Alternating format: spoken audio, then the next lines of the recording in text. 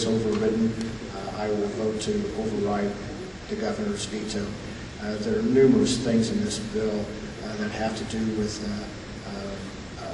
increasing efficiencies, increasing, let's just call the word the green word. I could go through it. I brought the bill with me, but it's very, very loaded up with reducing CO2 emissions over a particular period of time. It's a good bill. It was a good bill. I mean, we're building it with the latest technologies. We're requiring any new government buildings to be built with the latest technologies and the highest efficiencies possible. There are a lot of other things in this bill other than just the Holcomb plant. You asked about an energy policy, and this begins to address a long-term energy policy. Thank you, Ted. Did I vote for Holcomb? No, I did not. I will vote to sustain the governor's veto on Holcomb. There's been a lot of issues touched on here today. What I think is going to happen is I think there's going to have to be a compromise on both sides. I think coal's going to be in there for the foreseeable future. I'm hoping not to the extent that Holcomb is pushing for. I think we're all concerned about what our environment's doing today. Do I believe in global warming? I'm not a scientist. I don't have all the figures before me. But if I'm going to make a choice, I would rather err on the safe side than to err on the side that where my great-grandchildren are going to curse the day that I ever voted for this bill. The algae reactor, it sounds wonderful, and if we could work the kinks out of it, great, let's do it. But as of today, the National Renewable Energy Lab in Denver says it won't work. Transmission lines. Transmission lines are being covered by the Southwest Power Pool. There was a new agreement worked out just recently that says that all states will share in the cost of those transmission lines, and that's who we've got to work with for transmission lines. Climbing all over to get it. Colorado is trying to permit and build a plant in Pueblo, is my understanding. They are. Why aren't they building the 1,400 megawatts that they need for tri-state? We all know it costs more to ship coal to Kansas and pump the electricity back. So why don't they do the whole deal in Colorado where the people are? Kansas does have a rising need out there just on irrigation. It is currently on natural gas. A lot of them are on gathering lines where they do not have as much gas. It's starting to run out and getting H2S coming up in it. There is probably, it's been estimated up to 300 megawatts of need just right in that area. One of the benefits why I personally feel that it's good for Kansas is because the cost of transmission lines is about $1 million a mile for these large 345 kVs. These two transmission lines, one of them's going to go west from the plant, the other one's going to go northwest, and that goes right through the prime area for wind development in our state. So along with this, we're getting transmission lines that is going to allow us to have wind in some of our best areas.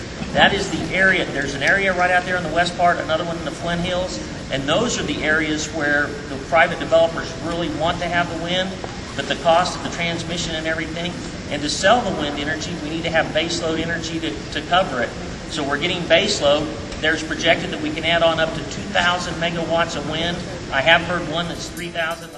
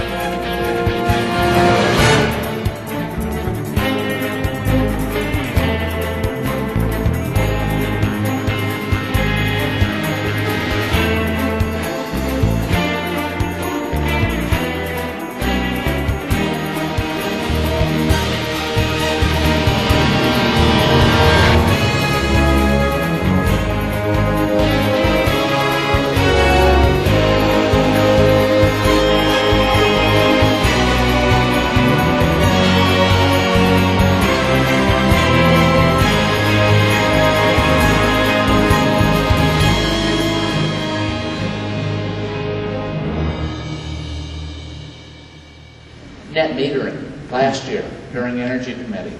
And we wanted to put net metering in force for wind.